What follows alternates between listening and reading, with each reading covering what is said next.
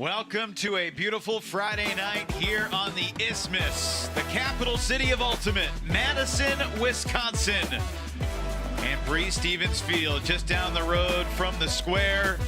We got a picture-perfect Friday evening for Frisbee. It's the Wind Chill and the Radicals, game number 6 of the year for both squads. Minnesota's 4-1, Madison's 3-2, and we launch week 8 here in the Ultimate Frisbee Association here this evening. Good evening, everybody. Evan Leffler with Ian Toner. It's great to have you with us, and if you can believe it or not, 10 weeks from tonight, we'll be right back here for championship weekend. 70 days from now, semifinal Fridays. Minnesota knows they can win a championship. They did it last year, and they might be even better than they were a year ago. Yeah, they've added a lot of great pieces. They've seen a lot of their young talent get another year of experience, get a chip under their belt, get a college championship under their belt, some of them as well. They're a scary group right now, and the Central is incredibly exciting to follow. One of the big new additions, obviously, the Callahan Award winner from a couple years ago, Justin Burnett out of Emory University, previously played for the Atlanta Hustle. And joining along with James Pollard to the Minnesota Wind Chill defense, he's just a bona fide playmaker, and he shows up in big games. Yeah, he loves the spotlight. He's hungry for it, and good luck trying to get any discs past him in the deep space, trying to burn him to the underspace. And good luck not getting victimized by his ability to quick strike on a turn or leave people in the dust when he's in the stack. He's just that dynamic, that versatile, that dangerous, and for Minnesota to get a travel player of his caliber, pretty unbelievable. He will be hunting his 10th block of the season tonight in the first quarter, and he'll probably be trying to stop Madison's #1 goal scoring threat. That's Anthony Gutowski. They call him Gumby, and around the end zone, his first step is diabolical. No question, and I think the way that this Madison offense has evolved and kind of the post-Pat Schreiwise and company era, as Gumby goes, so the Madison Radicals offense goes. This is a group that's been really looking to find consistency and find rhythm, and there's no doubt that he's an incredible threat, both with and without the disc. Speed, size, instincts, everything. He will need to be on form, ready to go head-to-head with the likes of Burnett, and ready to execute with a lot of pressure on his shoulders tonight. Radicals need a big game from him. He was second in the league with 53 goals a season ago. That was a Madison single-season franchise record. Just a couple of minutes away from the opening pull here on Free Friday Frisbee. Madison and Minnesota, the border battle. These two teams have had a lot of thrilling wars in the past. Expect another great game tonight. Settle in. Friday Night Frisbee. Opening pull coming up.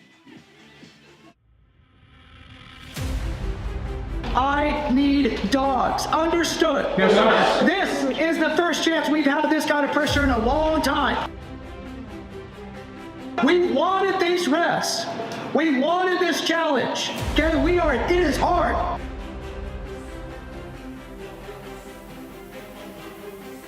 But we are here to do hard things.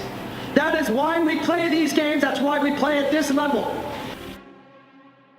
We are dogs and we are winners, and we are good at doing hard things. So when we step out of this locker room, it is looking forward, and it is looking physical, and it is looking fast. Understood? Let's get to it. Let's get to it.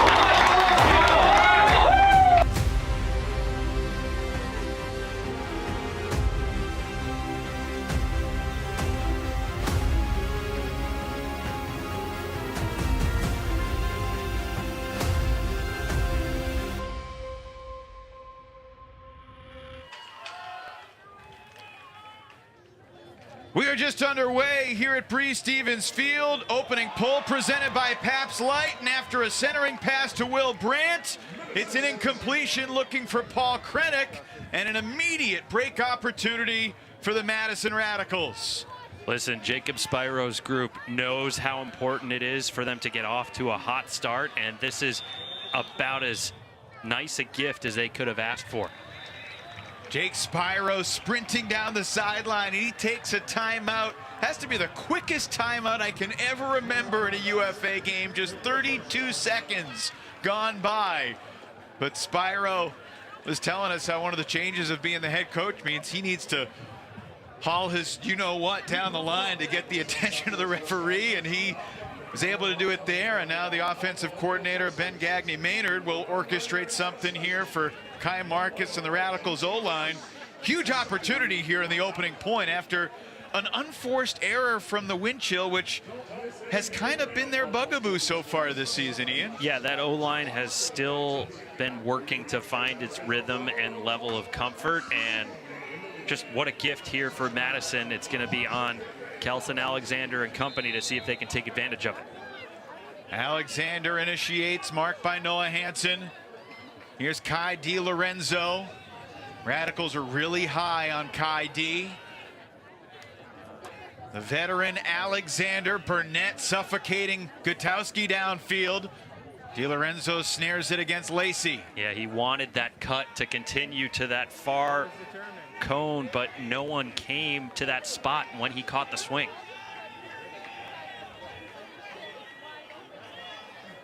Well, so far the wind chill D-line has stood tall. Marcus just shy of the goal line for Alexander, and into the end zone it's Gutowski. The Radicals break just over a minute into the ball game.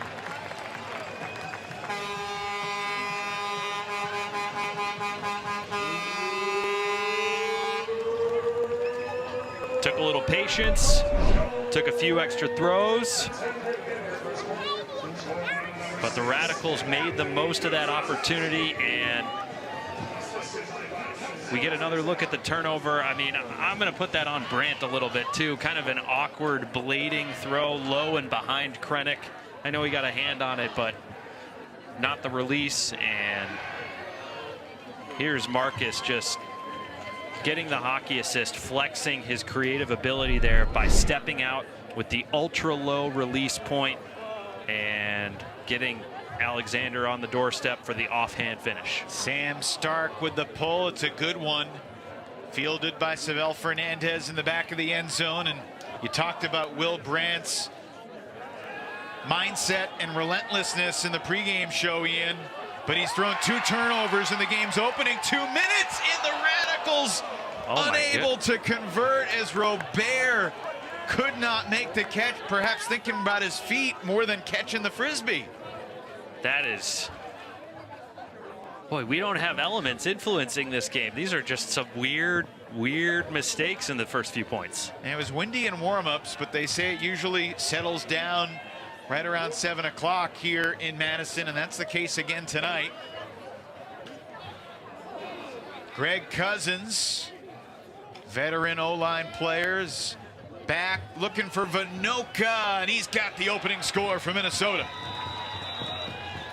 Bevon as steady as they come for the chill. I mean, we got to remember this sequence if this ends up being a tight game, as Brandt just can't connect, and then Robert, I don't know, man. You got to find a way to catch that one. And like you said, how do you stop Bevon when he's cooking in the red zone? Man's an athlete. 1-1 here in Madison. Bevon playing his 96th UFA game tonight. He's the all-time leading goal scorer in wind chill history. That was his 220th career goal. And there's James Pollard getting ready to pull. Out there with Justin Burnett as well. Pollard, of course, many years with the Philadelphia Phoenix. Madison centers to Marcus, who played college ultimate at the University of North Carolina before they started winning all their championships. DiLorenzo is a college champion at the D3 level at Middlebury. Ooh. DiLorenzo able to pop back up and get it to Gutowski. Double team comes. I mean, look how hard Gutowski's having to work for 2 unders, and Madison's barely at their brick mark right now. And it's going to be fun to just keep an eye on Burnett and Gutowski through the first quarter of this game and see how they continue to duel downfield. Ted Shuey swings it for Alexander. Marcus, so it's a switch downfield. Yeah, that was a prudent holster. Roundabout was going deep, but Pollard was there defensively.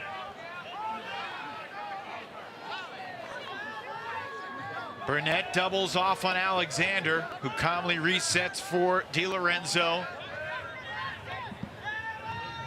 Gabe Vordick, quick dish pack for Kai D.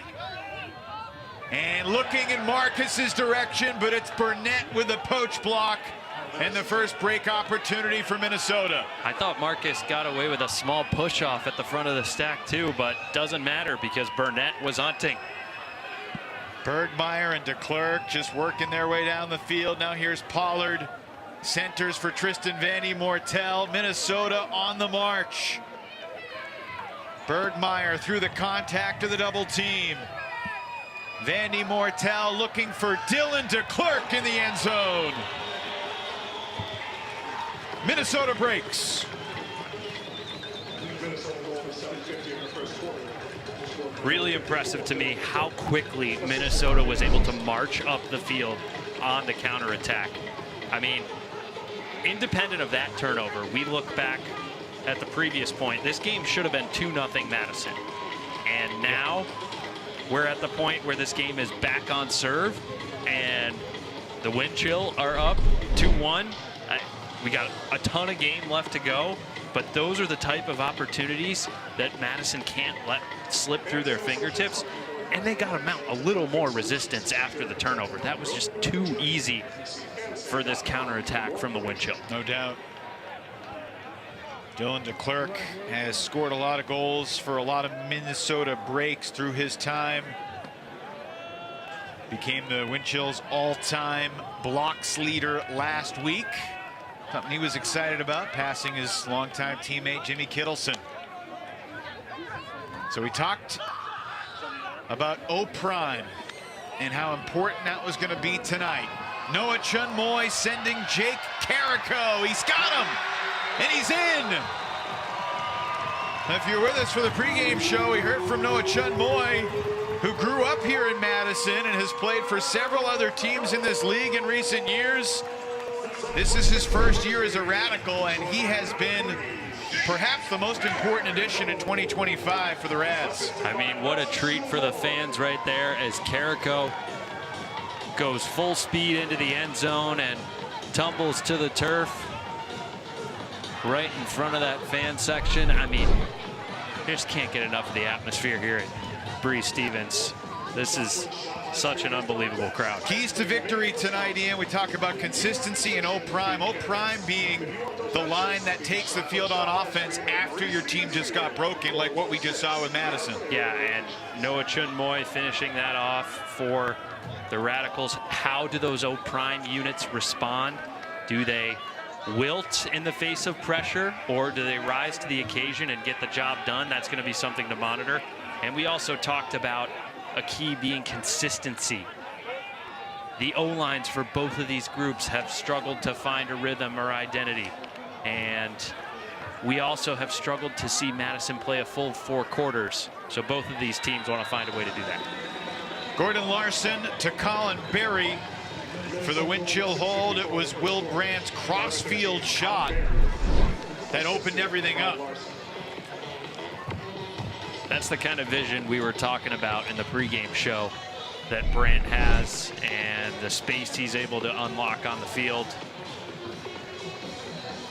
And good to see Colin Berry getting involved there. You know, I think he's playing a little more O in the absence of Matt Rader tonight.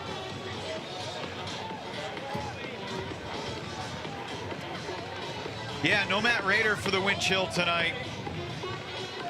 And Colin Berry, who had been playing really well defensively, not just as a block hunter, but as a guy that could help move the disc and create some offense after a turn. Clearly a versatile veteran for this Minnesota squad. Good hustle from Blake Crapful getting down there, blocking the first throw, which was going to head Marcus's direction. Here's Gutowski out of the University of Wisconsin-Whitewater. Back to Shuey and over to Vordick.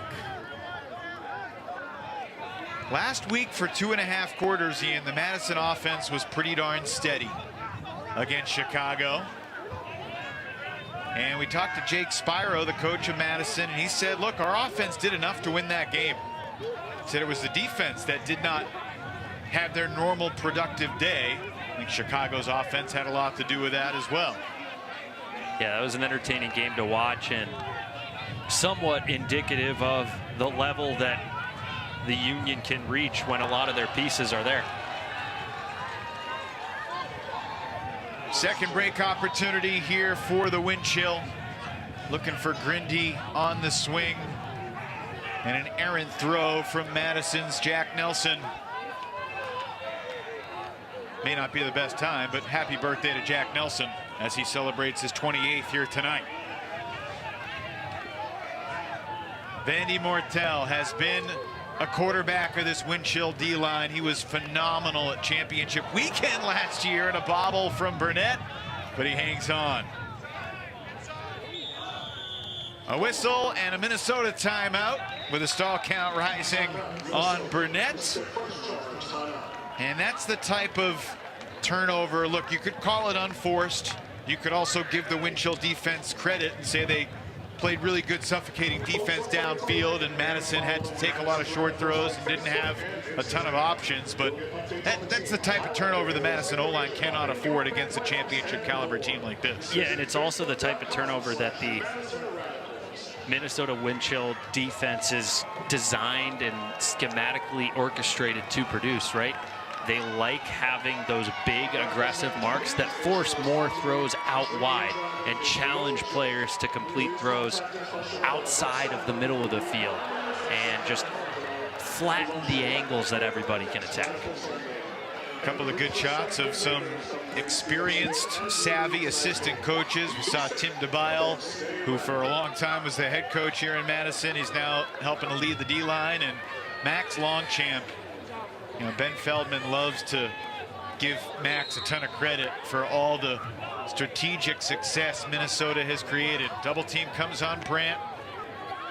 Reset to Krennic, and now a swing for Bevon.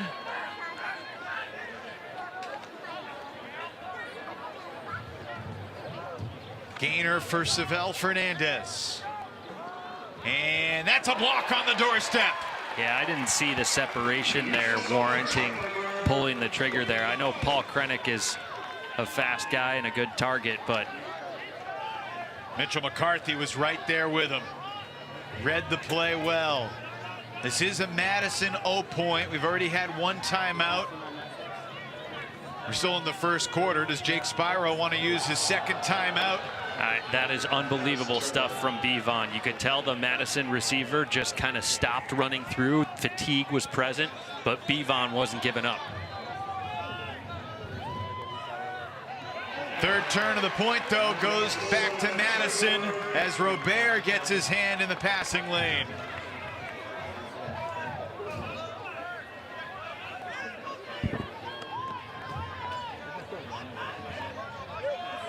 Here's McCarthy, who got the first block. Ripping it long. Marks wasn't really expecting it. And this marathon point, which is over 3 minutes long already, continues. I couldn't really tell what the offensive structure was for Madison on the turn there. How much is fatigue a factor? I know we're in the first quarter here, but this is a long point. Oh, 100%. You see it. The guys are already just jogging down the field here. Madison's defense is nowhere to be seen on the third try. It's Bevon in the end zone for the second time tonight. And it's a Wind Chill break.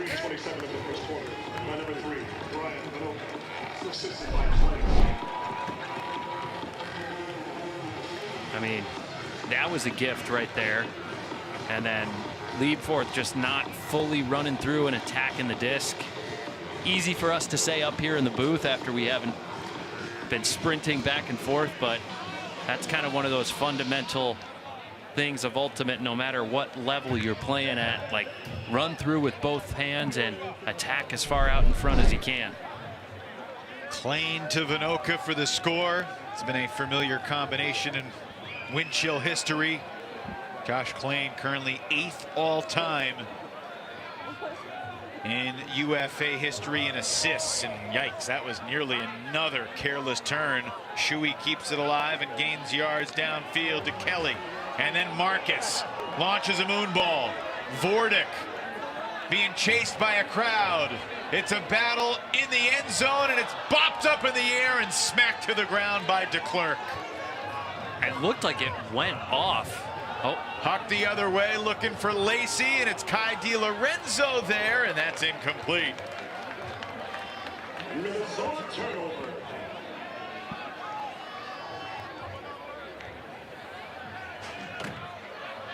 We know Kai Marcus can make that throw, Ian, but either he rushed it or he just didn't release it the way he wanted, because it was and the other thing forever. Yeah, and the other thing to keep in mind is, you know, this is game 5, 6 of the regular season for the Radicals, and there are some throwers who are still getting used to the new disc and how it flies and deals with wind.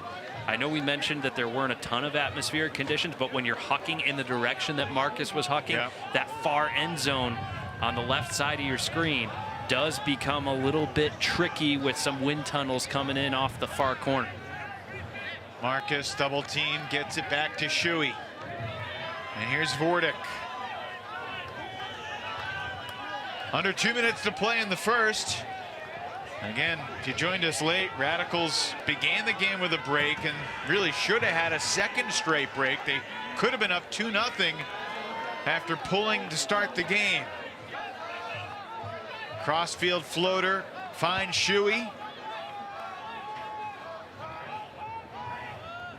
Marcus to Gutowski. That was a tiny window in between Gutowski's mark and potentially poaching Cam Lacey, but Gutowski's asking, come on, who can cover me? Who's going to step up and stop me?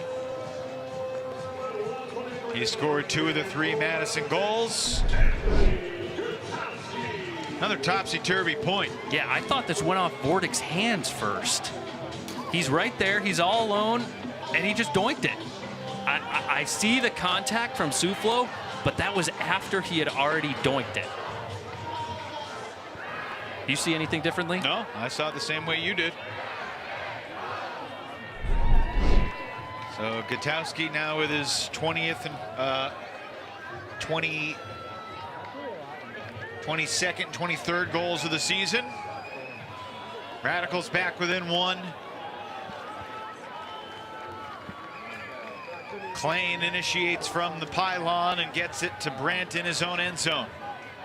Veteran Radical defender Josh Wilson on the mark there.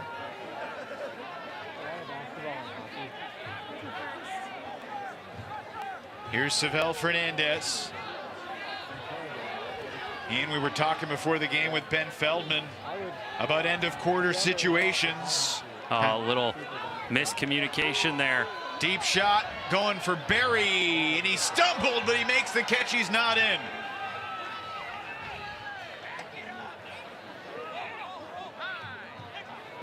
Barry resets for Larson and then gets it right back to double the wind chill lead, 5-3.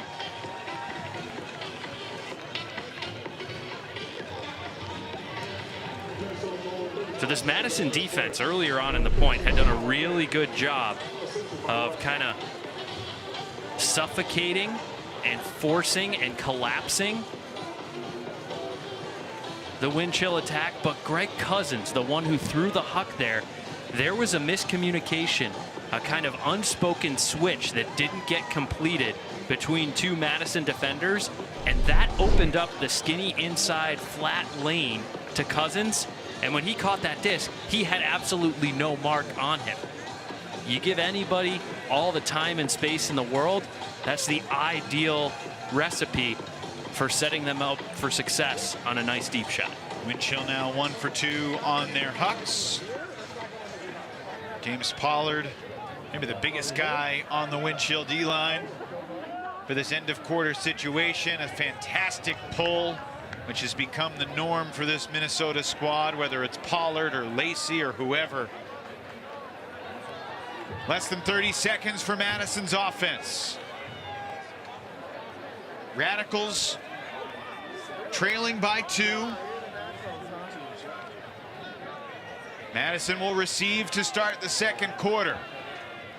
Could they have a chance to tie? Grindy with 4 seconds. Vordic fires it to the end zone. Looking for Gutowski. Oh, it's off his hands and caught by his teammate. Ted Shuey. Johnny on the spot. Radicals with a buzzer beater, back within 1. Just how they drew it up. I mean, look at this. Gutowski in between the 2 defensive additions. I don't think he backed it, but hey, Madison will take it.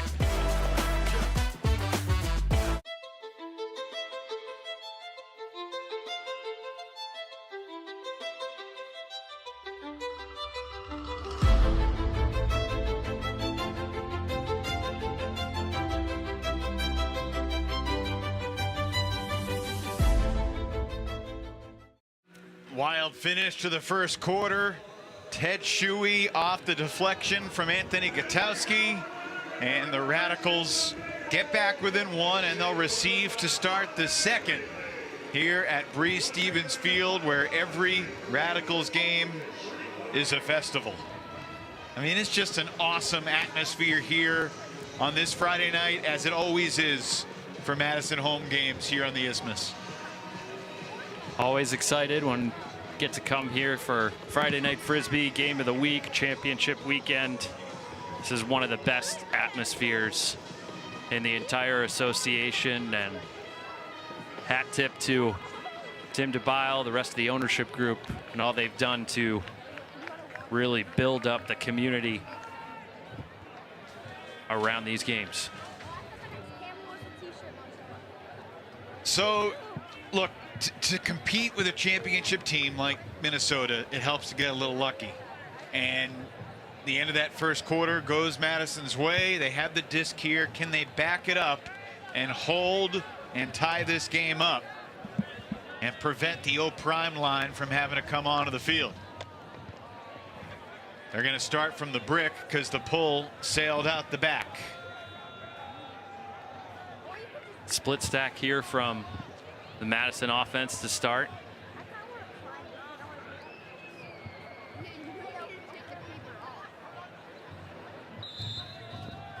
Marcus picked up by Krapfel.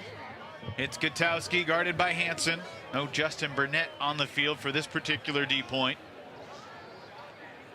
A little push pass from Kai Marcus to Kai DiLorenzo, and now Kelson Alexander. And he's fouled. Ian Kelson's had quite the transformation. He was a D-line guy in the early Radicals years, took some time off, and he's been so critical to this O-line's efficiency as just a rock of a disc mover through the last couple of seasons. Yeah, it's been really cool to watch. I remember playing with him back in 2013 on the Team USA Under-23 team, and that D-line handler position was kind of what he was known for and where he slotted in. How about that throw from Kai Marcus? A slippery scuba to the back corner to the end zone for Shuey. 2 straight goals for Shuey, and we're tied 5-all. Yeah, that's some confidence for the Radicals, but I like the way you phrased it. It's been a nice transformation and growth for Alexander to see him absorbing more offensive responsibility, being the guy that Spyro trusts to, hey, I need someone who can be a facilitator and disc mover and a consistent presence on the offense. It's been really cool to see, and it's really, frankly, a presence that this Radicals group needs. In front of these home fans, the Madison Radicals have won their last 8 UFA home games here at Breese Stevens Field.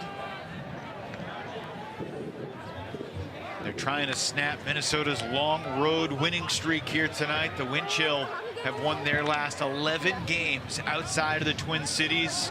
That includes 9 regular season road games. And of course, the games at championship weekend last year in Salt Lake City when they upset both the DC Breeze and the Carolina Flyers. Will Brandt was named championship weekend MVP.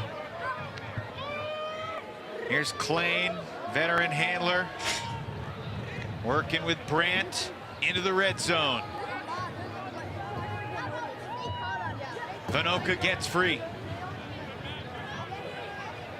Pretty good red zone defense here from Madison. Vanoka's throw sails to the right spot. Josh Klein just floated toward the back corner as well. And it's the first goal of the night for Klein.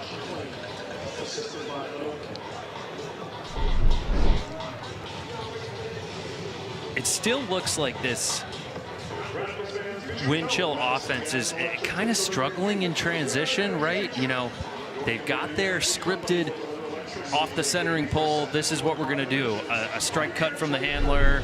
Someone downfield comes under on the break side. We break the mark.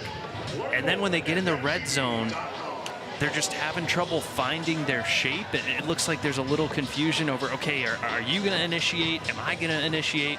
I'm sure in their minds, they're like, hey, we know what the play is. But when I'm seeing it in practice here so far through these first couple points, that seems like an area where they could clean up or display a little more comfort.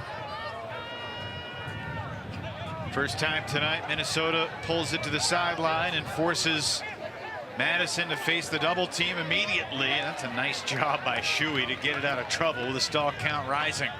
Got to get it back off that line quickly. This could open things up. Roundabout reset for Marcus. And now Shuey wide open. Minnesota trying to recover defensively.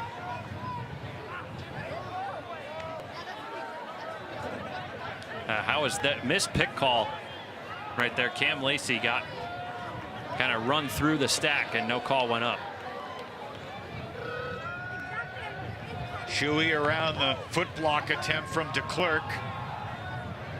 Roundabout for Gutowski. And oh, James Pollard deflects it. And it's to the ground. Yeah, tough to get anything past Pollard. A leading throw in that angle is also a really tough release. I'm not 100% sold on that choice. Second red zone turnover so far for Madison. How can this Radicals O-line put up any defensive resistance? Pollard to DeClerc. Kelly there on the mark. Back to Vandy Mortel. 4 minutes gone here in the second quarter as DeClerc rips it high, and the wind is going to help carry it out the back. Missed opportunity for Minnesota. That's surprising. DeClerc, the veteran presence, who's been there. He knows how to play at Breeze Stevens. He knows that end zone is always tricky. He knows how valuable it is to convert breaks. Just a little surprised to see that decision and mix execution on his part. Marcus forced to just launch it deep, and that's a block for Cam Lacey because he completely shut down the first cutter coming under Kai DiLorenzo, and that left Kai Marcus with no other options but to basically punt it deep. I mean, we really could credit Cam Lacey with the turnover created there. And my goodness, a drop from Burnett. He almost dropped one earlier. This will go down as a drop for the former Hustle star. Third chance of this possession, and they're going to need a fourth if they're going to score. Vandy Mortel intercepts. Kyle Suflo, right as the whistle blew, and he launched a dime of a backhand, but Ben Feldman called the timeout. Welcome to the UFA, Kyle. Young standout U24 USA guy who plays for tiny McAllister College in St. Paul. Just had this gorgeous huck taken away by the head coach. Welcome to life on the D-line, huh? Made his UFA debut last week. Suflo did 1 goal, 1 assist, and a couple of blocks in the 12 points he played in Minnesota's win over Pittsburgh.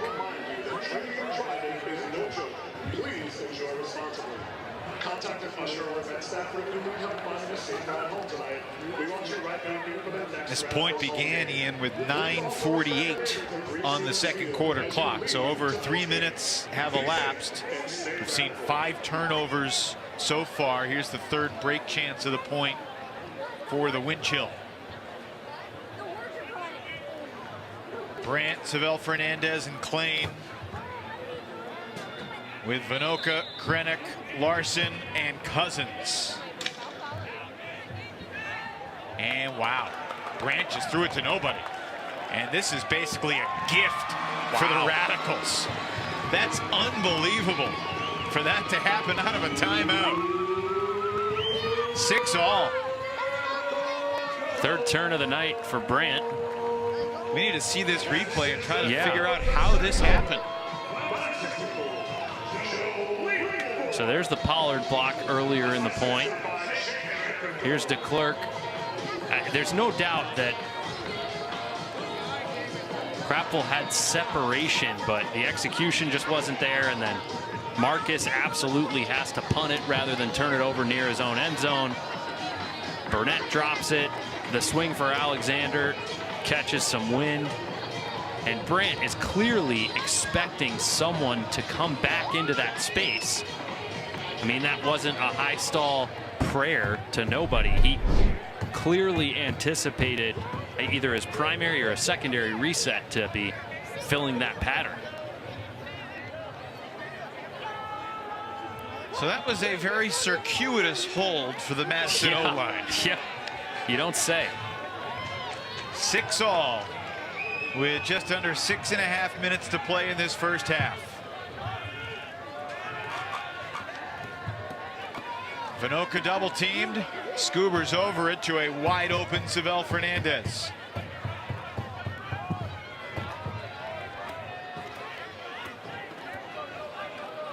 Interesting that after that last play, Brandt is now working downfield.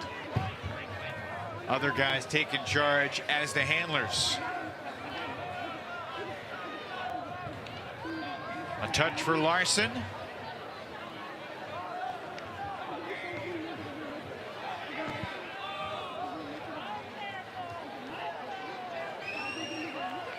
Brandt lefties it for Krennic. And Vinoka into the end zone.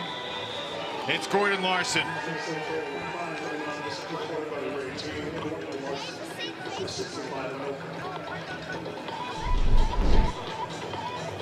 Nice calm response there from Minnesota. We've been zeroing in on how the O-Prime group is going to respond. And I know technically that last point was a hold for Madison, but the O-line personnel had subbed on for Minnesota after the timeout, and it looked like this group was just kind of short memory, get back out there. Let's give Will a breather. He does a good job maintaining space, gets 1 touch in the red zone, and the group is under control. Bevon's big night continues. He's got 2 goals and 2 assists along with 1 block. His 203 total yards, second most of anybody in the game. Gordon Larson has right around 250 so far. Pull lands inbounds, and Madison starts from the goal line and swings it for Marcus. This is Grindy.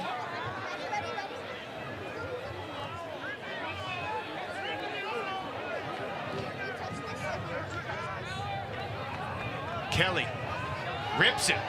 Gutowski accelerating into the end zone. What a shot from Jack Kelly.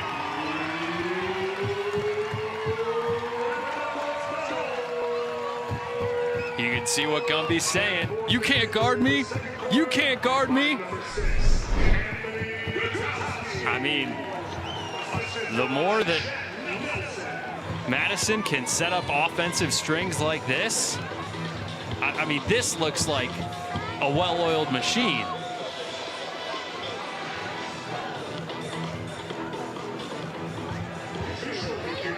Yeah, he's letting Justin Burnett know he wants some more. We saw Justin Burnett having some yapping battles with his old teammate Hayden Austin-Knapp a couple weeks ago at TCO Stadium. Burnett, guy that's willing to chirp on the field. Gutowski clearly plays with his emotions on his sleeve too. 7-all, under 5 to play in the first half. Brandt from the sideline. Tight window connection with Leo Savell Fernandez, and then right back to Brandt. Yeah, roller pull, but no double team to start there. Saw that work for the Salt Lake Shred late against the Oakland Spiders last week in a crazy fourth quarter comeback that became an overtime win that lifted the Shred into first place in the West.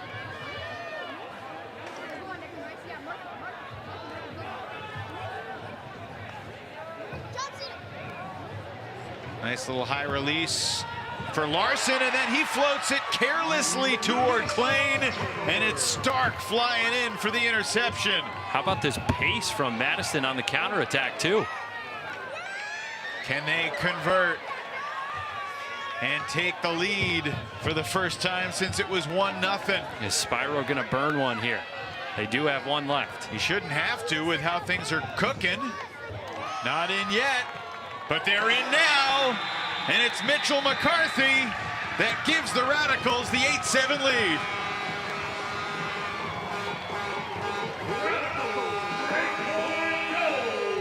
That's a great jersey right there. The 8th defender in the stands. And wow. I mean, that break has to do wonders for the D-line offense's confidence, and it has to put a massive smile on Tim DeBile's face. I mean, that's the group that he's dialed in on and working with since stepping back from head coaching duties, and it's just been a matter of finding the right combinations to put out there and finding a way to get that group to be consistent. And now here's another moment where we get a look at an O-prime situation for Minnesota, and that pull a little tough to handle off the bat. And not a great pull receive. Lets Madison's defense get set. Greeting Vandy Mortel. And he's stranded. Wow. I can't believe Mortel floats it into a crowd, and it's saved by Bergmeyer. Working with Burnett. Justin finds Sam Berglund wide open. First game for Sam Berglund in a long time. Battling back from multiple injuries, and the O-prime line able to punch it in with Bergmeyer doing a whole lot of the work. That was a floater throw that was up for grabs in the middle of the field early in that point. I mean, Vandy Mortel had to release that one at 6 or 6.5. That was awfully close to being a stall, I thought. It was almost like his support auxiliary reset handlers kind of started to push up field before or without knowing exactly what the reset plan was. You know, no one was able to make that slash cut behind or across the front in the strike motion. Yeah, he's chuckling on the sideline now, but it was tense a moment ago. It ultimately went in the stat sheet as a 35-yard gainer. Not a huck. Needs to be 40 yards or more to be a huck. But still a nice completion. Minnesota officially just 1 for 3 on their hucks so far tonight.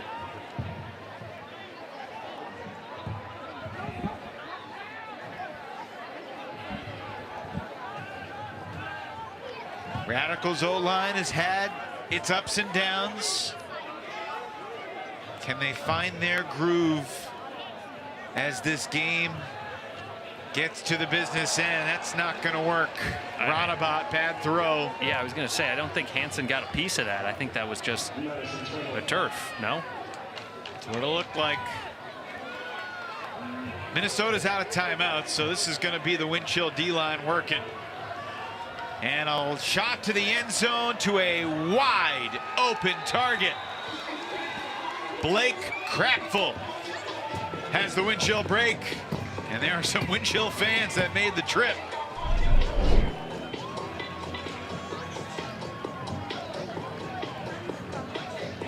Wow.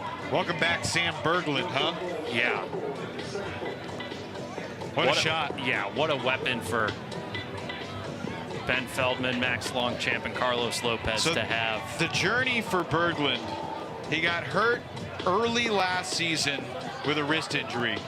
Played in a game late in the year, tweaked his hamstring.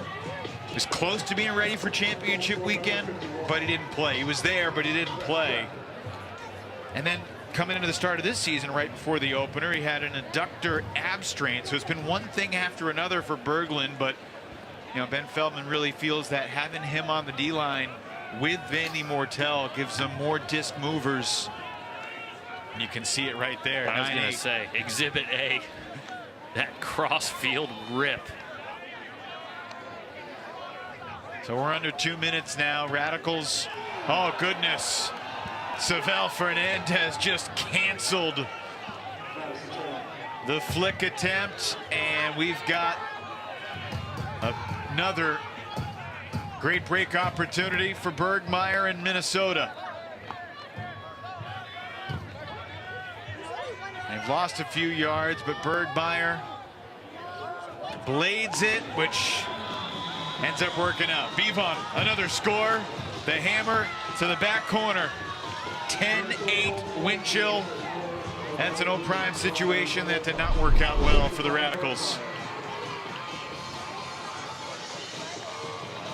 I mean, that's just, you got to be a little more active and intentional with your throws. You got to be able to step out and make your release point challenging. And kudos to Savel Fernandez for getting the block that way and having an active mark, but also salute to the Minnesota wind chill after the turnover, the spacing that opened up that opportunity for Vinoka. You had Pollard back in one corner, and everyone was just kind of making their own space and keeping space for others. Really impressed with that. It was Ian McCoskey, who was a late activation for the game tonight, that got hand blocked on the doorstep. He was with the wind chill the last couple of years. We go under a minute in this first half. Radicals took the 8-7 lead, and since then 3 straight scores for Minnesota.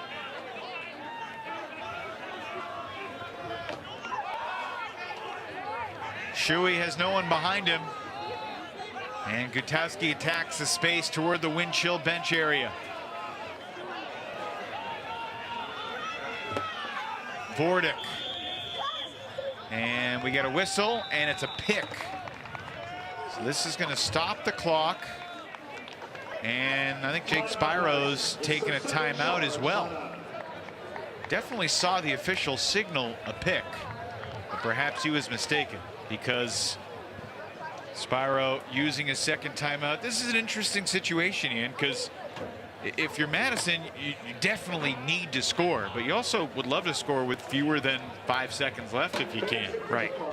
I think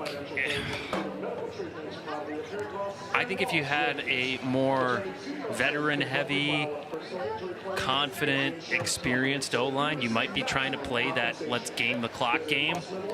I think this is a group that's just like, let's punch it in. Let's punch it in as soon as or however we can.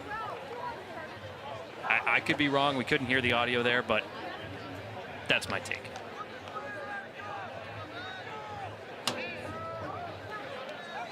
DeClerc is going to be on Shuey on the mark. Alexander's open in the backfield with his defender poaching into the lane, and they'll swing it to Kelson. Reset for Marcus. Marcus pushed off. Wave off the score. It's an offensive foul against the Radicals. Clock stops with 22 seconds left. That's definitely an offensive foul.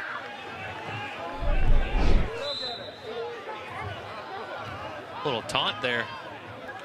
trying to put the disc on Krapfel's forehead. High stall floater, and it's caught by DiLorenzo. Kai to Kai. An important score for the Radicals. Did they leave too much time? We'll find out.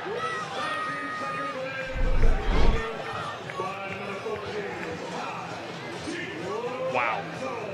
I mean,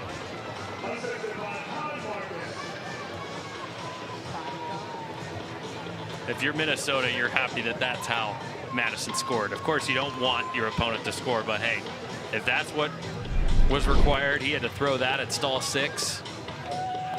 We did our jobs, and we'll take them resorting to that option 9 times out of 10. It's interesting. You look at the breaks. Minnesota's got 4 in 10 tries. Madison's got 2 in 3 tries. And their buzzer beater at the end of the first has them within 1 here. Who will win this end of quarter scenario? Krennic gets it back from Klein to the middle. Bevon across midfield. The clock malfunction in the stadium, but that's a shot to the end zone, and James Pollard, like he's all alone, takes charge and scores at the buzzer. That was a crazy sequence. The stadium clock was stuck on 9 for about 5 seconds. Then it snapped back to reality at 3 seconds. That's when the throw went up, and then nobody thought to get in front of James Pollard. I don't know if the read on the disc was, hey, I'm seeing all this wind. I'm expecting it to go deeper in the end zone, but nobody had a body in front of them. They all had bodies behind Pollard, but nobody positioned in front of him. Klein gets the assist at the buzzer, and that's a tough break for the Radicals as the half comes to a close.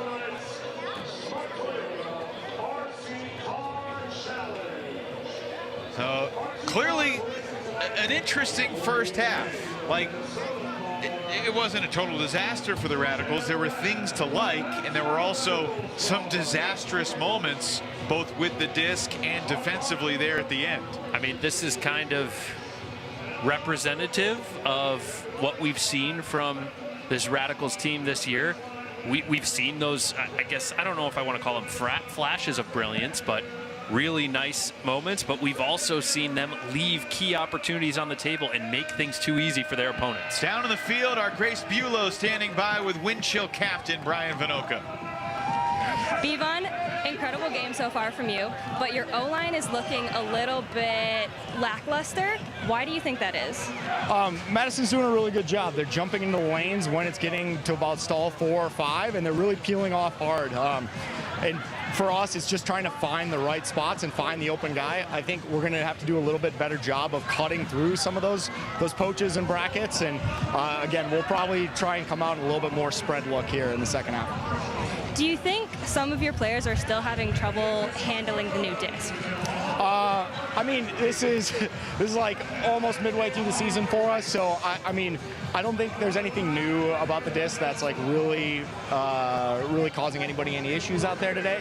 Again, I think it's just a little bit of swirly wind like you normally get here at Breeze Stevens, and we just need to hit people in the chest. Perfect, love it. Thank you so much, Bevon. Back to the booth.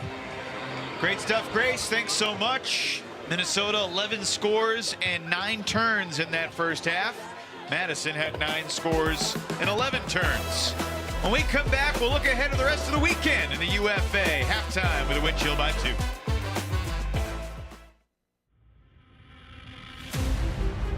I need dogs. Understood. Yes, sir. This is the first chance we've had this kind of pressure in a long time. We wanted these rests. We wanted this challenge. Okay, it is hard.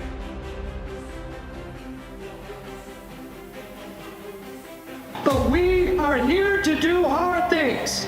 That is why we play these games. That's why we play at this level. We are dogs and we are winners, and we are good at doing hard things. So when we step out of this locker room, it is looking forward, and it is looking physical, and it is looking fast. Understood? Let's get to it. Let's get to it.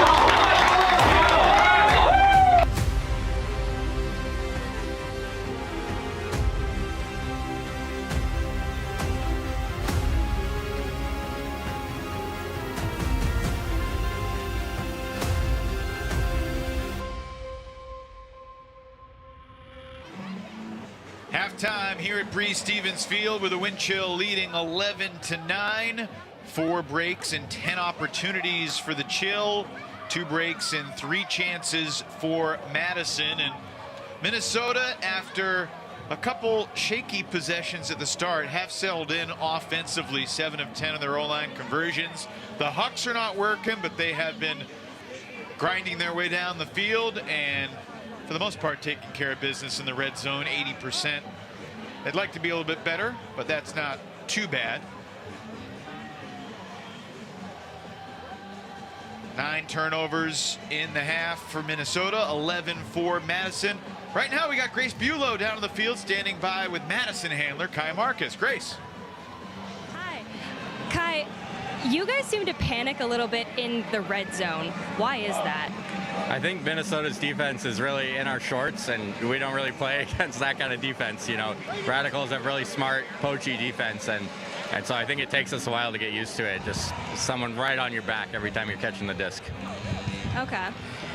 You guys also seem to have a pretty low completion percentage, just statistically. Why do you think that is? I think we're a pretty young team. I think we have a very high ceiling, and we have, you know, it's very easy to take risky throws and think we can complete them, because we all have completed them in the past. But it's really hard to balance that with the, you know, low percentage that those throws afford. So. All right, quick last question. Do you think you guys are a second half team? I do in this game. Here we go. All right. Ooh, thank you so much. Yeah. Thanks, Grace. Well, when Kai Marcus was in college, he was known for his risky throws. See the trees at the top of the screen? There's certainly some breeze here at Breeze. But look, the wind chill getting the buzzer beater at the end of the first half to take the 2-score lead. This is one of just many games that you should be tuning in for on WatchUFA.tv this weekend. Tomorrow night in New York, it feels like it could be the end of the empire if New York can't take care of business at home against the DC team that they just lost to last Friday night in our nation's capital. And of course, we'll have the Empire on Friday Night Frisbee next weekend as they host Toronto, the Rising Rush, the Rush reboot with all their international talent. Toronto, of course, first has the Boston Glory on Sunday evening. Boston's at Montreal tomorrow at 1, and then at Toronto Sunday at 6. So they'll have a good 24 hours, you know, after the Montreal game before they start warming up for the Toronto game. That's the place everybody wants to be, the ice cream truck. They have super creative and delicious flavors. Maybe that's where Ian Toner is right now, who knows? We got the Radicals pulling to begin this third quarter, and Minnesota, after a slow start, as I mentioned in the first half, where Will Brandt had 2 turnovers in the first 2 minutes, and the Radicals nearly had a 2-0 lead, if not for a Pierre and Robert drop on the goal line. Here's Josh Klain looking for Brandt deep. Brandt can't make the play with Robert right there for Madison. Cool to see Kevin Pettit-Scantling, longtime Madison Radicals defensive superstar, beyond the barrier there with the fans. There's KPS looking on. Can the Radicals D-line march the full 80? We saw Jake Spyro take the timeout 32 seconds into the first quarter. A little different here in the second half, though. Stark launching it deep, and it's denied by Gordon Larson. Joe Liebfort thought he was fouled, but that was some pretty good defense from where I sit. Brandt the other way to Klain. He's got Vinoka going. He'll launch again. Luke Marks defensing, and it's Bevon ripping it down for Minnesota. What can he not do?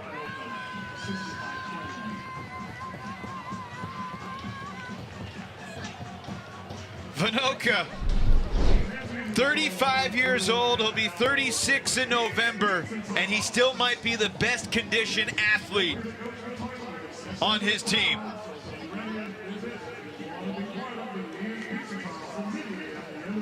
So it's a missed opportunity for the Madison Radicals D-line. And 84 seconds into the third quarter, Vinoka continues his spectacular night. He is now a game-high +7, 4 goals, 2 assists, 1 block, no turns.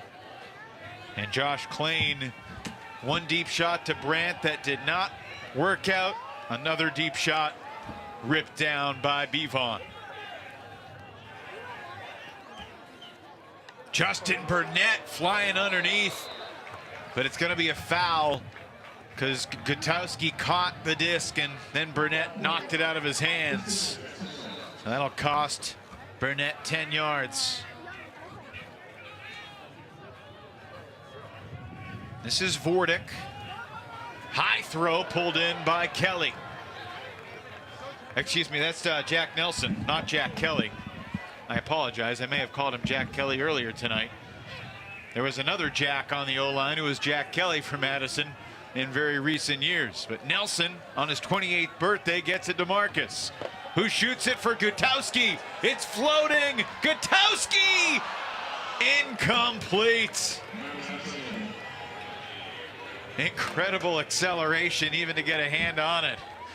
I think Burnett gave him a little dap for the effort, but it's Minnesota's disc, and they'll have to move back 10 yards. Traveling violation called on Burnett. So he's got a double team in his grill, and he floats it near the sideline, and it's inbounds for Bergmeyer. And Madison calling for another travel, and they're going to get the call. The deep shot is going up. If it's a turnover, it'll be Madison's disc, I think, and it will be. Now, they were going to call a travel if it was complete, but Thomas Shope in his first game of the season could not bring it in.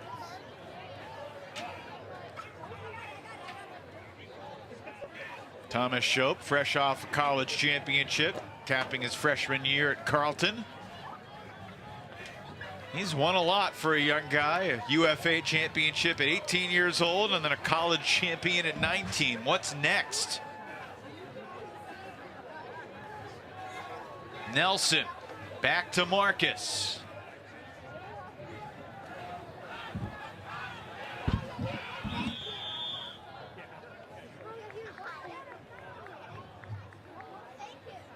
Timeout, Madison.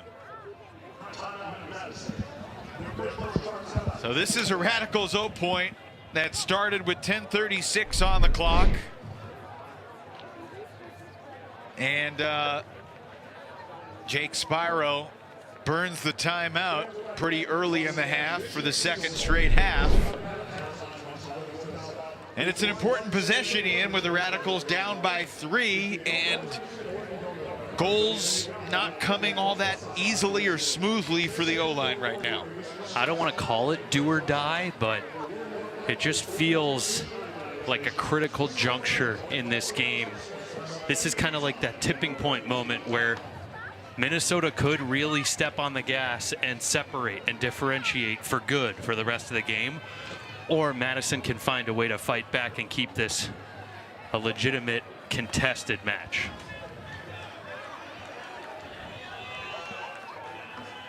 So it's interesting, the O-line was on the field, and now basically the O-prime line comes on, led by the veteran Josh Wilson, known as J-Dub, working with McCoskey.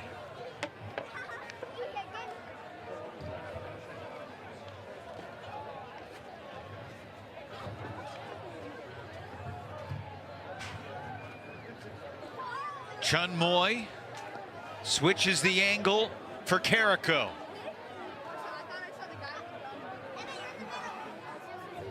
Sometimes the O-prime line comes on and makes it look really easy, like Madison's group did right there. That's exactly what the doctor ordered for Spiro, DeBile and company, and I want to see them use a little momentum here, manufacture some for themselves, coming out of that emphatic response. Early in the point, Burnett got his hand on the Gutowski under. And then this would have been the highlight of the year if he could have hauled it in. They called a travel on Bergmeyer, and it would have come back if Schopp could have made this catch, but he bobbled it. That'll go as a drop, I think. And at the end of the point, it's McCoskey to McCarthy. So about 3 minutes off the clock. Madison does hold. And an excellent pull for the Radicals, forcing Brandt to pick it up deep in the corner. And he centers to his college teammate, Gordon Larson. They won a D3 national championship last year at St. Olaf. Vinoka to Klein, cross midfield. Been a couple moments tonight where Vinoka has just found that soft spot in the next level, scoobering over a double team like he did right there. And he's in the zone right now, having a really spectacular night. Brandt, on the other hand, not so much. You could see the window he was thinking about, and I know he's hit those outside-in throws to the inside-out lane, but just a little casual on the step back and the release. And if you're Jake Spiro, you don't want to go and use your second and final timeout with 6.5 minutes to go in the third. Thankfully, you do have Gutowski on the field, but Gordon Larson able to get the job done and pick up his college teammate after the turn at the other end. That's a disc that, you know, it's a 50-50, but Madison needs Gutowski to make that play. Well, no question about it. And Klein looking, takes the reset for Vandy Mortel. And we get a bump on Wilson on the mark.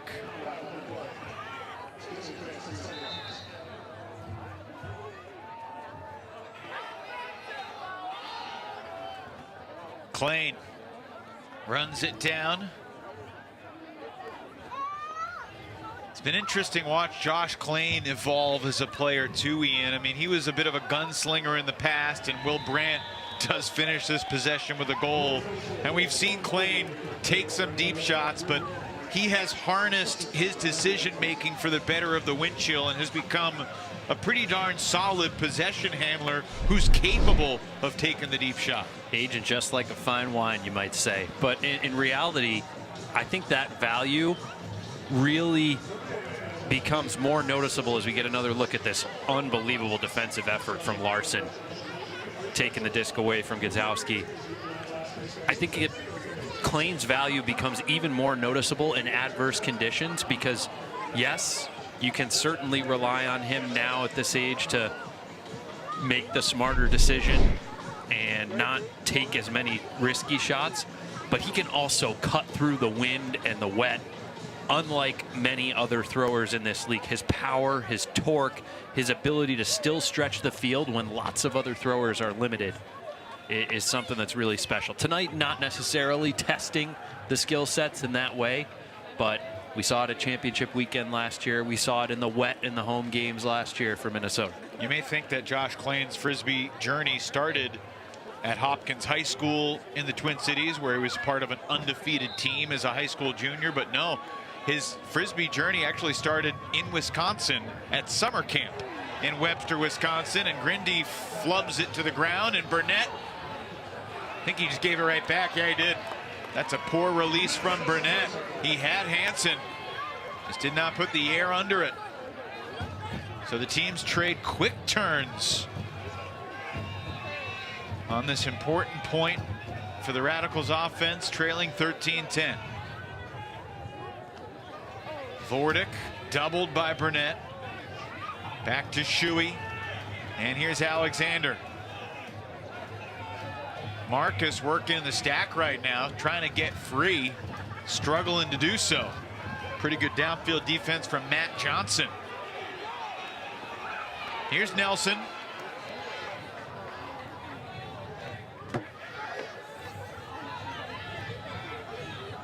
Shuey with a bullet for Grindy, sure-handed on that catch.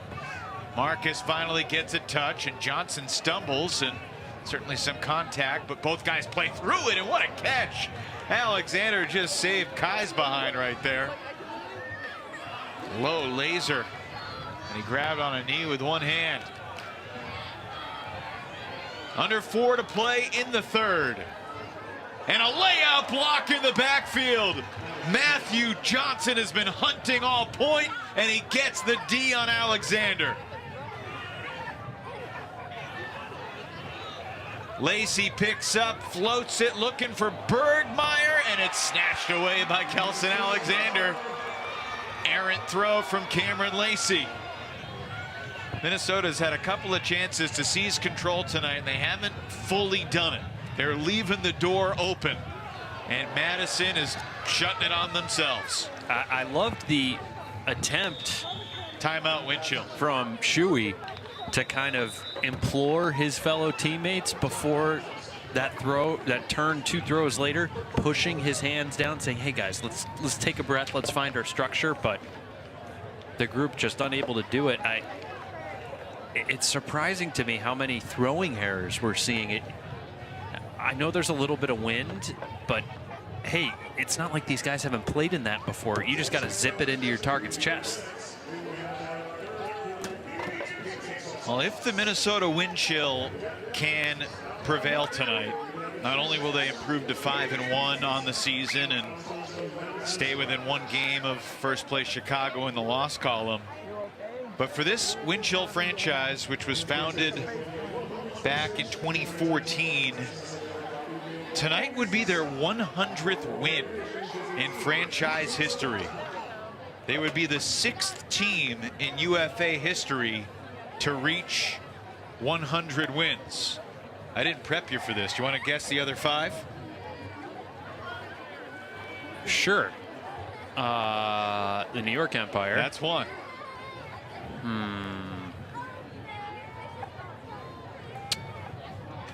How much time? We got live action resuming. No, we got all the time in the world. Folks at home can think about it too.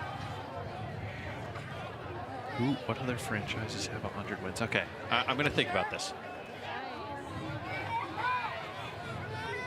Minnesota trying to join that fraternity. Madison definitely has 100 wins. That's one. So we're up to 2 now. You got 2 of the 5. Klain gets it to Vandy Mortel, who finds Brandt. Double team comes. Brandt can go over the top. He's got multiple targets, and I'm not sure that's the guy to double team in the sideline. That's working right into Minnesota's comfort zone. Brandt to Larson, the St. Olaf connection, and the wind chill have their largest lead of the night. Did the Toronto Rush have 100 wins? That's correct. That's 3. Okay, we're 3 for 5 so far, or 3 for 3. We still got 2 to go. Would you like a hint? No.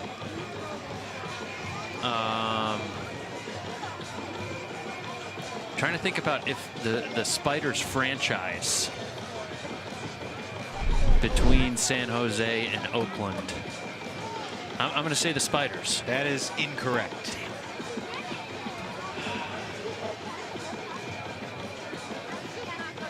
Would you like a hint? Sure. The 2 teams you haven't named yet were at championship weekend last year. The DC Breeze. Correct. And the Carolina Flyers. Flyers got their 100th win last Saturday night against Atlanta. Should have known. Minnesota. I would have gotten there. I feel like I would have gotten there. Could be the 6th team with 100 wins. Radicals are at 121, and they're not getting closer to 122 with plays like that. Hansen, the D and the dime, Dylan DeClercq, the score, and the wheels are falling off right now for the Radicals offense. 15-10. That's a tough one. It kind of seemed like Alexander was a little flustered trying to catch the pull. It kind of came in a little hotter than he expected, and as he bobbled it, he wasn't totally set on his throwing motion for the centering throw, and just kind of off target. Gift there for the wind chill D-line. 3 straight scores. They have outscored Madison 4-1 so far here in the third. 2-goal game at the half. Now a 5-goal lead for the visitors from the Twin Cities. Getting ready to say Madison's just 5 wins behind New York for the most wins in franchise history. And today the Radicals playing their 6th game of the season. Tomorrow Minnesota's playing their 9th. So there's an opportunity for Madison to close the gap on the 3-time UFA champs. That throw sending Stark. Sam Stark. Oh no. Disc dipped on him at the last second. Both hands on it, but he could not stop rotation and hang on. It's been that kind of night for Madison so far. Been that kind of quarter for sure.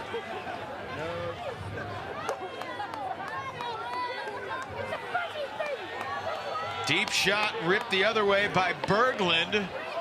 And it's Shope elevating.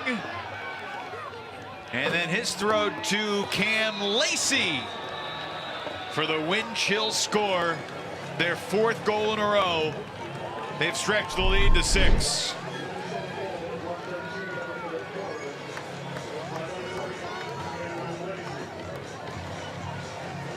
I mean, I never had any doubt when it was Thomas Shope running that down. What an impact he had last year on that team's run to the title. How about the impact he had on Carleton's run to the title in the men's college division just a few weeks ago? Caught the championship winning score. I can't wait to see Nate DeMorgan playing some more points with the Shred. He's been a guy that's been practicing with him a little bit. Hasn't made his debut yet, but certainly hope he does. And Ulti-World's College Player of the Year from Carleton, Declan Miller, was at wind chill practice earlier this week. Currently he's just a practice player. We'll see whether or not they roster him for any games down the stretch, but he's a talented guy. We saw that during his brief cup of coffee with the Seattle Cascades a few years back. Yep. Been a tough season for the Skates. Some close losses early on, and they're not that far away from being in the mix, and yet it feels like they are a long way from contention for that 3rd playoff spot in the West. Yeah, I wonder if that group has the same hunger and energy that it did last year. You know, it's different when you're playing with the mantle of defending your title and not necessarily being the underdog, defying expectations. Yeah, I think it's a fair point, Ian, but honestly, I think, you know, they had a lot of luck go their way last year, and just the luck in the close games hasn't bounced their way, and the bounces certainly aren't going Madison's way here in the 3rd. Vordic, another drop, unforced error. Pollard sending it deep into the end zone for another Minnesota score. Brilliantly read by Kyle Suflo for his 2nd UFA goal.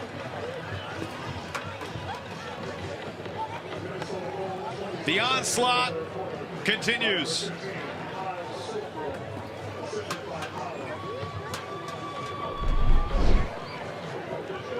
Minnesota's really excited about this guy, Suflo. Got a ton of athleticism, got a ton of energy, and man, I just this is just a tough showing from Madison. I know they're capable of being more competitive, but you know, transitive property of sports, they're putting on a far more convincing victory. The Minnesota Wind Chill are putting on a far more convincing display against the Radicals than the Union did. Yeah, it's interesting to think about. You know, obviously that early season game for Chicago in Minnesota, super windy, super ugly. Minnesota had a chance to break on the first point, couldn't do it, and then they almost didn't score in the whole first quarter.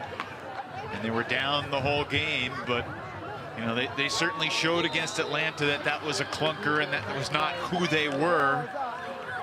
And I mean, we talked about it in the pregame show and throughout the early portion of this game.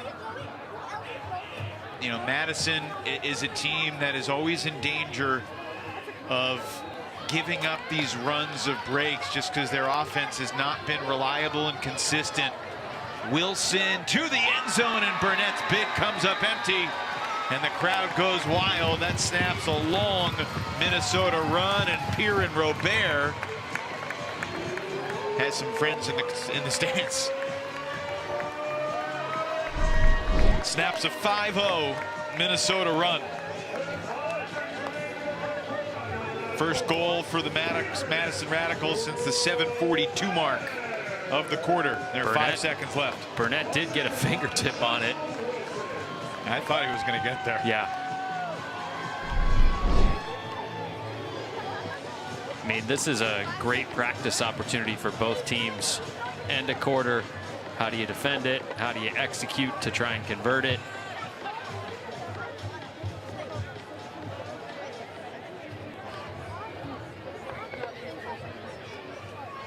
James Pollard caught the buzzer beater at the end of the second quarter.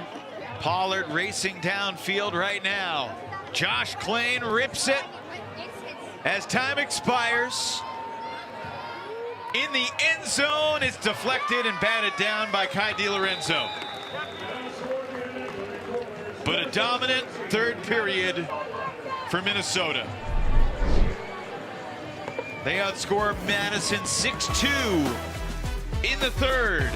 Radicals receive to start the fourth. Big hill to climb.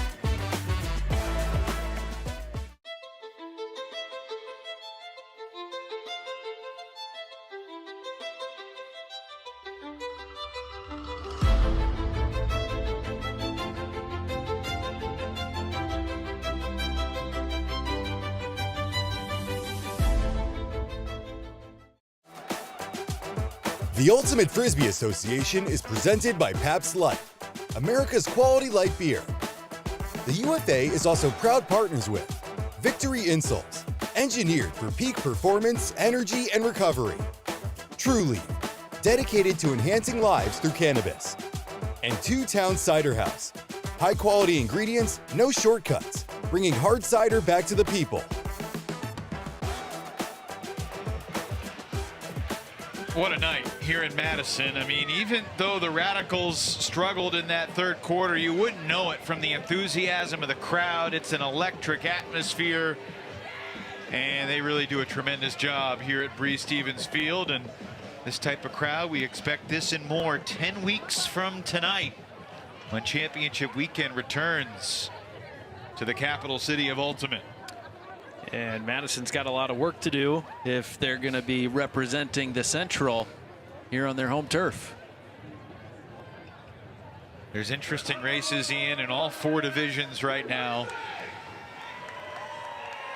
I feel like the Central, there are probably 2 clear contenders for the championship weekend spot, Minnesota and Chicago.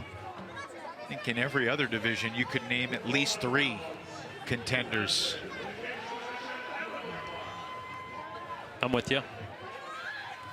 Certainly going to be another interesting weekend in the East. Boston has a couple tough road games at Montreal. Royale have not lost at home this year. And then Boston goes to Toronto the next day.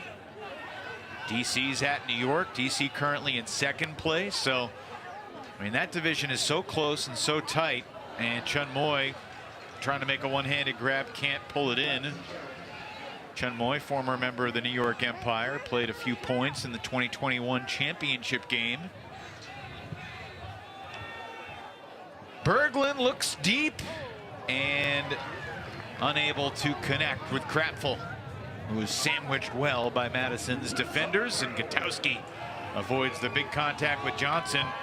Same third huck, and those are tough to complete. And that Cameron Lacey flying in for the block. That was incredible, and dare I say an underrated block. I know this game is already in hand, but deep shot going for Lacey the other way, not gonna get there.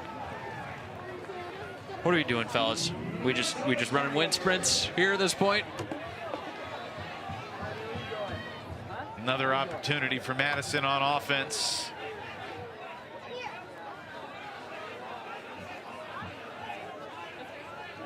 Marcus with nowhere to go finally gets a reset for Alexander. Downfield for Shuey. Looking deep, Gutowski. It's a nice throw.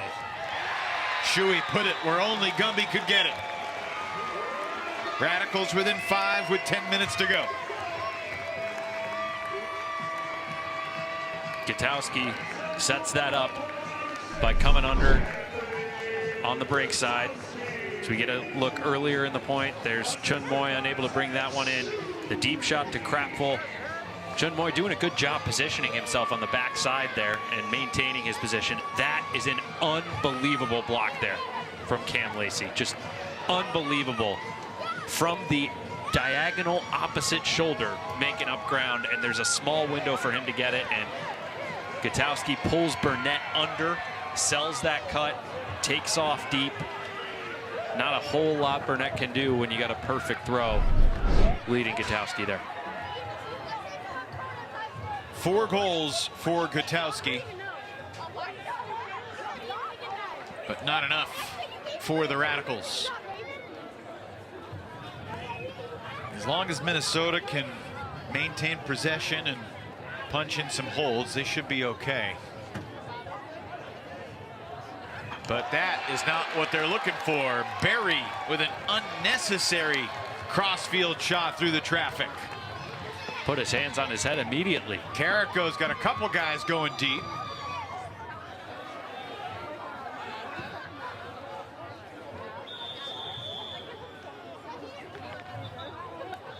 And Ben Feldman's going to use, I beg your pardon, Jake Spyro takes the timeout. It's the final timeout for the Radicals.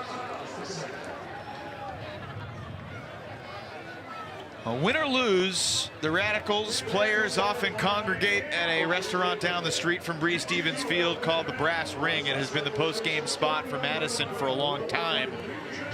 If you go to the Brass Ring and ask the bartender for a Spyro, they will make you a Jake Spyro-inspired drink that's similar to a White Russian, but a little different. That's an honor. And as far as I know, he's the only coach who's got a signature drink named after him at the post-game hangout spot in the entire UFA. And he's just a first-year head coach. That's an honor. And if anyone listening has information to the contrary, we'd love to know. And I called him Jake. Only a couple people call him Jake, and he prefers Jacob, so I apologize. Most everyone with the Radicals just calls him Spyro.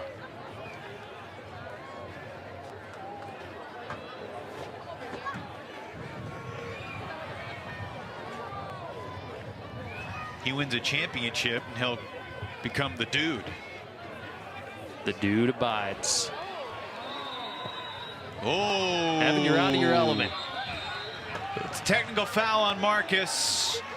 They called a foul on Hansen, and then Marcus threw the extracurricular shoulder, and Noah's telling him all about it.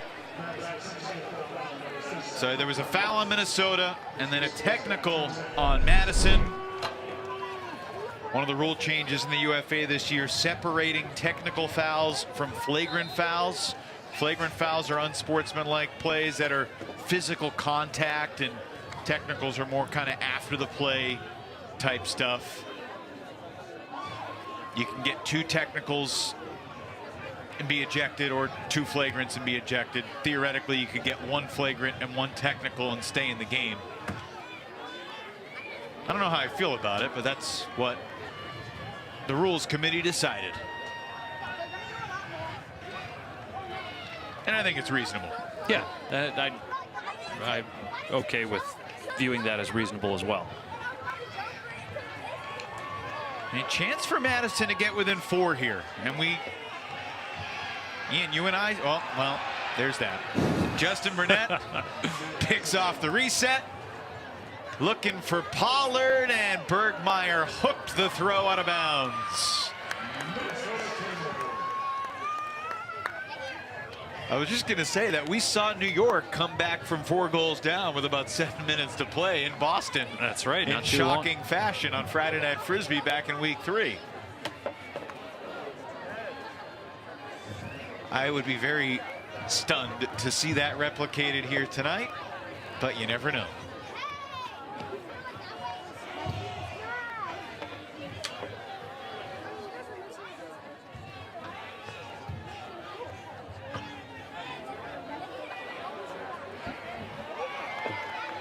Madison's within 4 with 7:17 to play.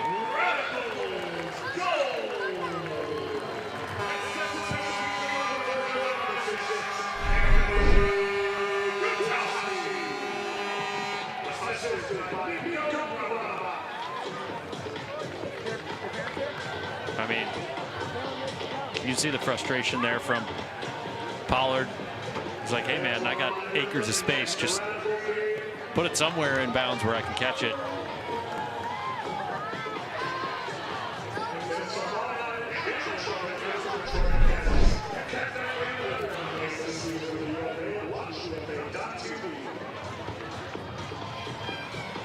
And how much would Madison love to have a healthy Sterling Kanaki right now?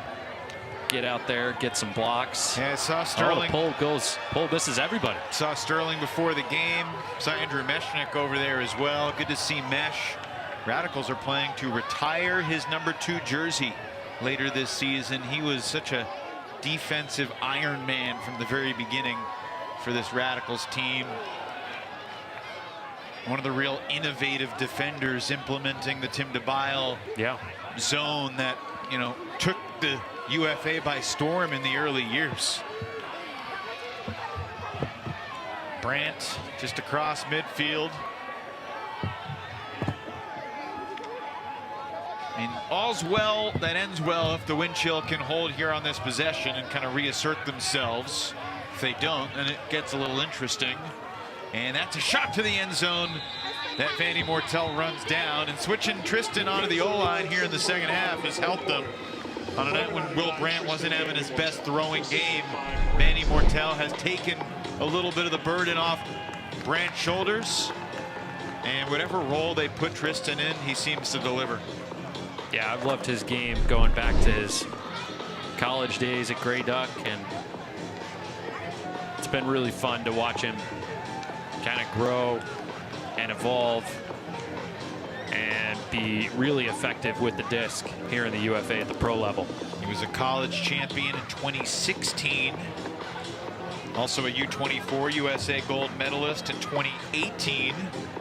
There are 4 members of this wind chill team that are getting ready to head to Spain this week to play in the next iteration of U24 Worlds. Of course, another member of the wind chill, Quinn Snyder, is currently in London playing at the London Invite Tournament with the Canadian World Games team. And DeClercq gets another block, padding his lead atop wind chill's franchise history. And Hansen to Shope quickly. I mean, this isn't the first time that we've seen Madison downfield receivers just simply not run through the disc. They think they can stop, and yeah, that's the emotion that you've come to expect from Dylan DeClercq.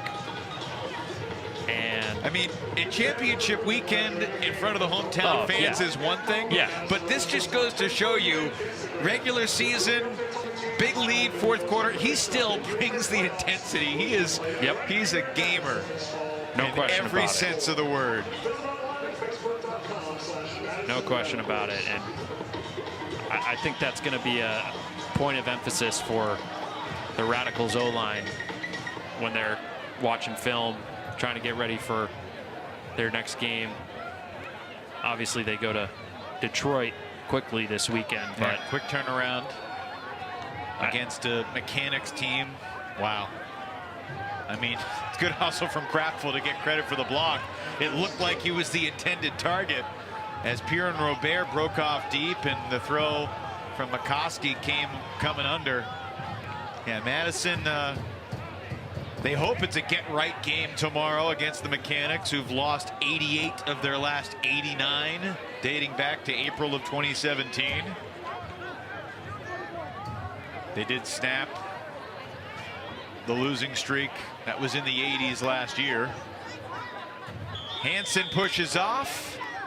Offensive foul. No, timeout. Minnesota timeout. Hansen slaps 5 with McCoskey. They were teammates with the Winchell a year ago.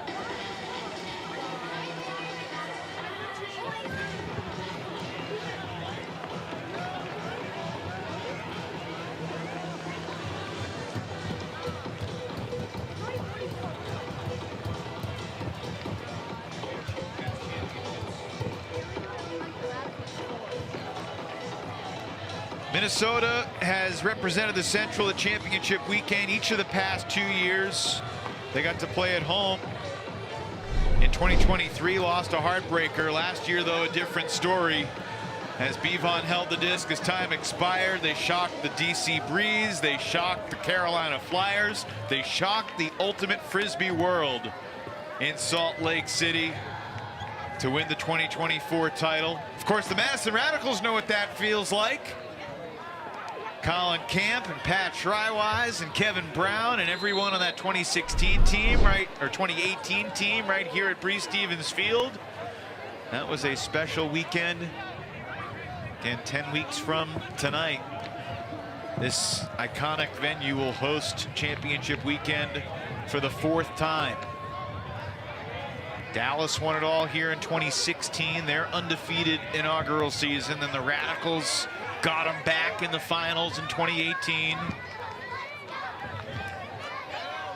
3 years ago, it was New York finishing off their perfect season in 2022 against the Chicago Union here at Breese-Stevens Field.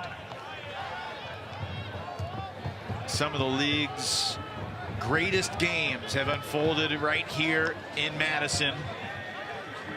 And the wind chill have made this a pretty fun place to visit as well, because tonight is going to be their 6th win in their last 7 trips to Breese-Stevens Field. Before that, no one had ever won here in the Central Division. I mean, Madison had this division on lock for such a long time. They were a dominant home field team, especially against their own division, but Minnesota, by emulating a lot of what Madison did to rise to the top, has surpassed them, and that's pretty clear tonight. Yeah, there's a great relationship that exists between Ben Feldman and Tim DeBile, and you know, it's hard to think that there are really any state secrets between those two coaching staffs. I mean, obviously they have their own wrinkles and specific idiosyncrasies, but you look at the way, you know, the times that Minnesota elects to use a double team in an opportunistic situation. You look at the way their defensive sets are structured, you see a ton of similarity because Feldman learned a lot of that strategy from DeBile, and he and his staff have kind of crafted and made some of it their own. And it's been really, really important to Minnesota's success, in addition to attracting great talent, cultivating great youth talent, and getting that buy-in and commitment at the pro level. The other thing, Ian, is the personnel. I mean, yes, this Minnesota team has that young core of Brandt and Krennic and Shope and Larson and Hansen and other guys that are just recently or even still in college. But they also have the veterans that have been there before, DeClercq and Klain and Bevon and Brandon Mattis, who's injured but provides so much leadership from the sidelines. You look at the all-time stats, 8 of Minnesota's top 10 scorers all time are still on the team in 2025. The Radicals have 0 of their top 10 scorers all time on this year's team. Now, Anthony Gutowski is one of those guys that by the end of his journey could get there. No doubt. But he doesn't have the championship winning DNA. And frankly, no one on this current Madison team does, other than, you know, Kelson Alexander, Josh Wilson. But they are kind of the last of the old guard, with KPS and Mechanix retiring and Pat Schreiwise retiring and Brian Hart stepping away after last year. It is a transition time for the Radicals for sure. 3:03 to go after Gumby's 5th goal of the night. I mean, at this point, he's just playing for the camera. You said Minnesota has their big game on July 4th at Chicago. They are home for Indy next weekend before a couple weeks off, and then the Chicago game on Independence Day. That's a 4 p.m. Central Time matinee at Chicago's beautiful stadium on the Northwestern campus in Evanston. Madison is at Detroit tomorrow. Next 2 games for the Radicals are against the Mechanix. And then another game against Indy. So a great chance for Madison. They'll be 3-3. They'll try to get to 6-3 before the home stretch, which gets a little tougher. There's a block. Carrico jumps the passing lane for Madison's D. Chun Moy stumbling, keeps it alive. Lead forth. Closing in on 2 minutes to play as Chun Moy connects with a sliding Wilson, and he's in the end zone to Madison break with 2 minutes to go.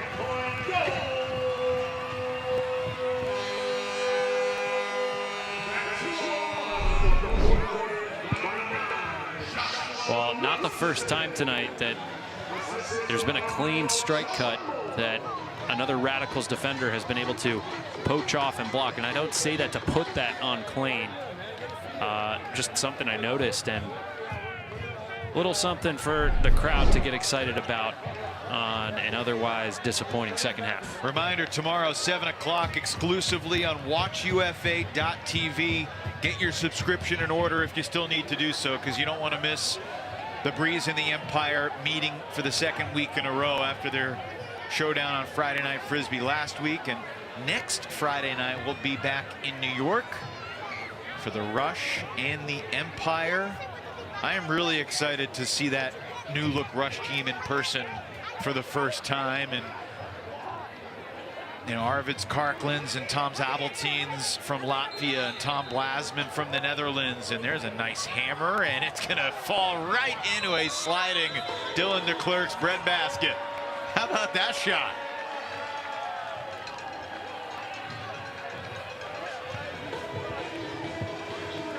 He knows the camera's on him.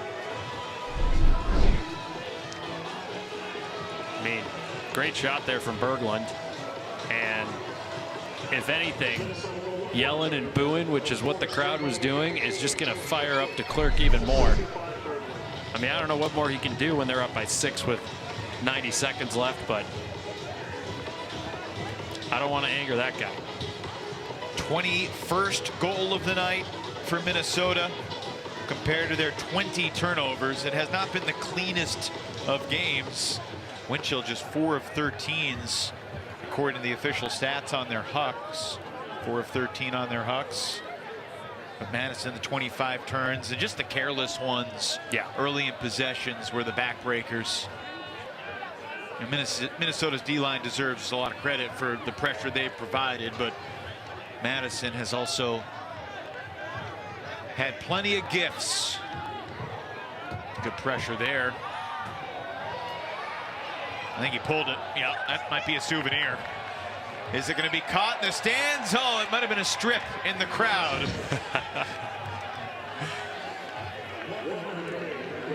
Final minute.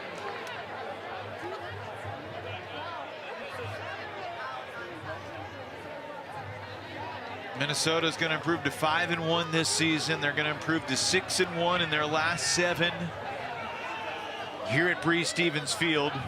They're going to win their 12th straight game on the road, whether it's a true road game or a neutral site championship weekend game. It's going to be their 12th consecutive win outside of the Twin Cities. And another highlight as Savel Fernandez's hammer hauled in by Krampfel. The Luther College alum with another stat and extends the Winchell lead to 7 on a night when Minnesota's going to earn its 100th win in franchise history.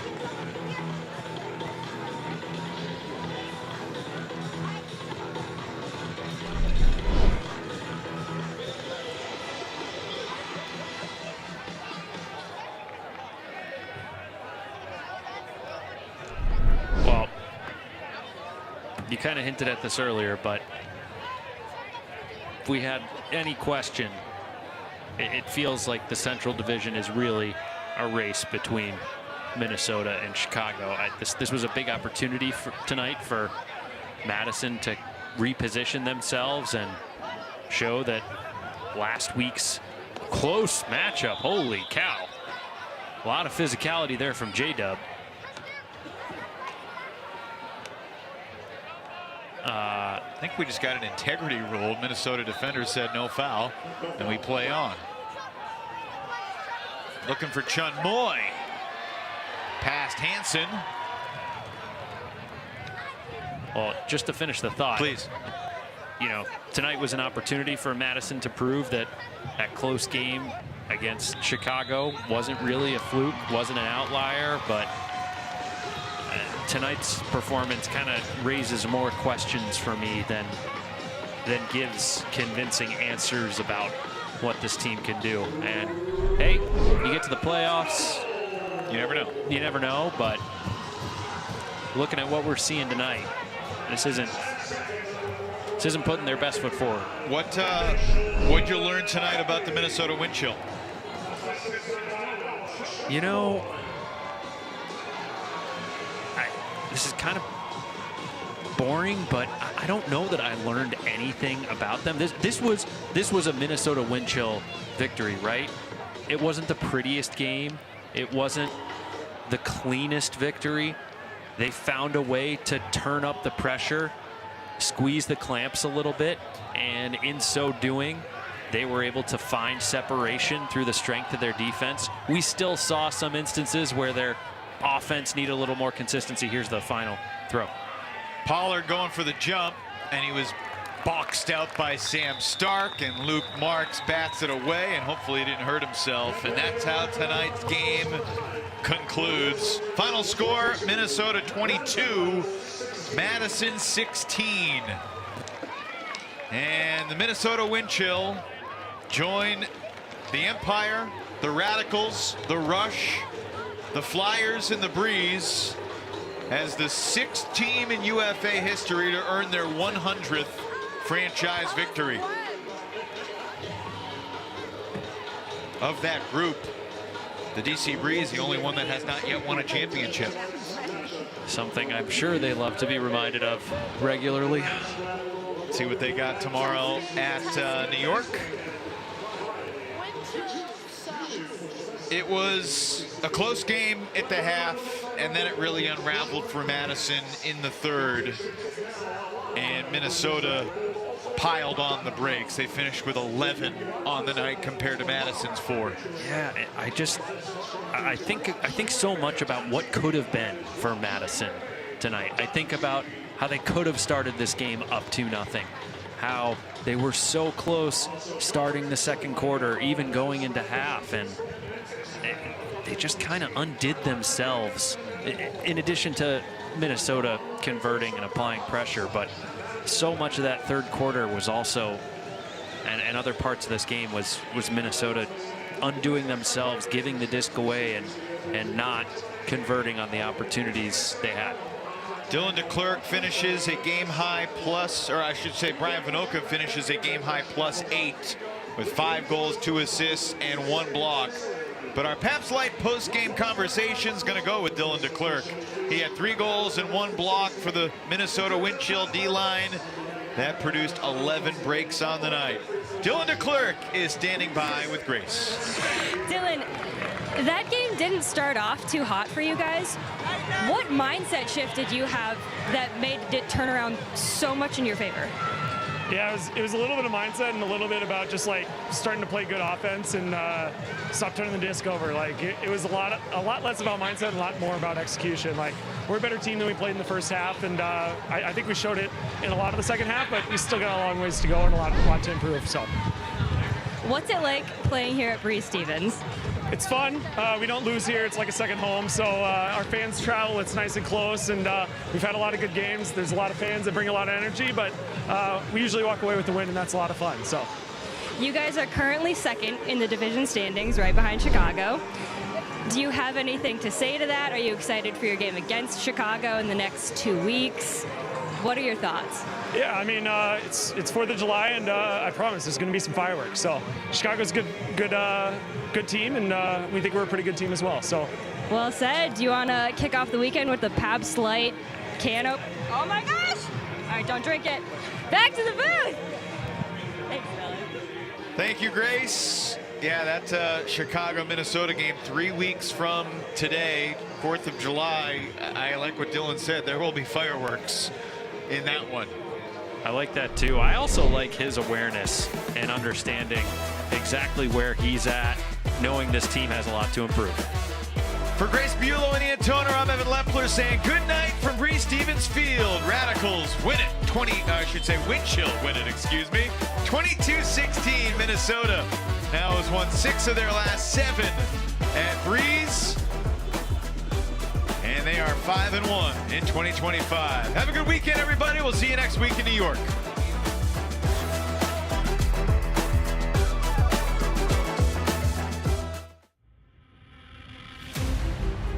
I need dogs. Understood. Yes, sir. This is the first chance we've had this kind of pressure in a long time.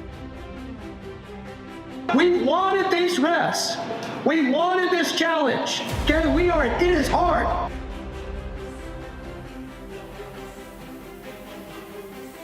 But we are here to do hard things. That is why we play these games. That's why we play at this level. We are dogs and we are winners, and we are good at doing hard things. So when we step out of this locker room, it is looking forward, and it is looking physical, and it is looking fast. Understood? Let's do it.